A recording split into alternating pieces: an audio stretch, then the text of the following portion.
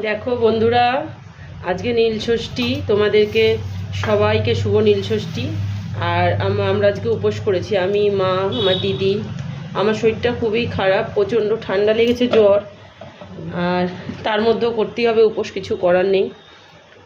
এই যে মা সাজাচ্ছে সব ফল দিয়ে, দেখো, এই দেখো। আর এই যে বেল দেখছো, বেলগুলো হচ্ছে আমাদের বাড়ির গাছের বেল, খুব ভালো বেলগুলো খেতে।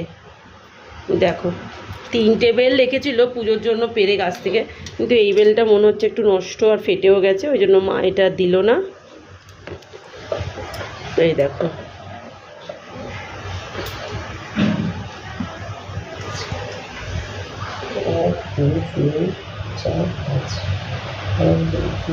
আর এখানে সাবু ভেজানো আছে, ওটা তোমার সন্ধেবেলা আর কি, নীলের ঘরে বাতি দিয়ে তারপরে আমরা খাবো। আর এই যে আমাদের আসন, দেখো বন্ধুরা, এই যে এটা আমাদের ঠাকুর ঘর, ঠাকুরের আসন। আর ওই যে ওখানে বড় মা আছে, ওখানে আমার কালীমা আছে। এই যে কালীমাটা তোমাকে দেখাবো কি করে। এই যে তো প্রত্যেক বছর কালী পুজোর সময় আমি মাকে ভোগ দিই নিজের হাতে রান্না করে।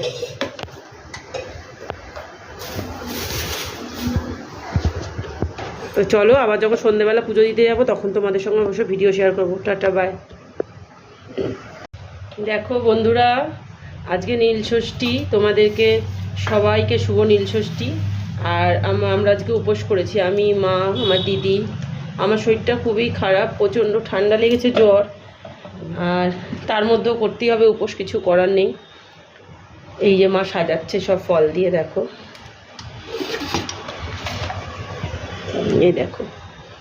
আর এই যে বেল দেখছো, বেলগুলো হচ্ছে আমাদের বাড়ির গাছের বেল, খুব ভালো বেলগুলো খেতে। দেখো, 3টে বেল রেখেছিল পুজোর জন্য পেরে গাছ থেকে, কিন্তু এই বেলটা মনে হচ্ছে একটু নষ্ট আর ফেটেও গেছে, ওই জন্য মা এটা দিল না। এই দেখো,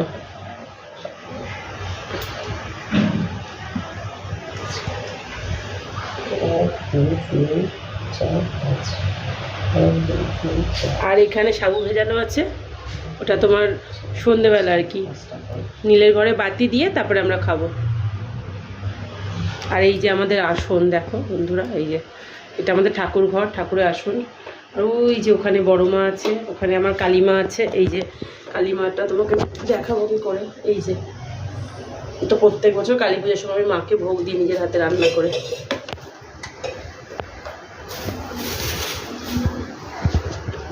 তো চলো, আবার যখন সন্ধ্যেবেলা পুজো দিতে যাবো তখন তোমাদের সঙ্গে অবশ্যই ভিডিও শেয়ার করবো। Ta-ta, by.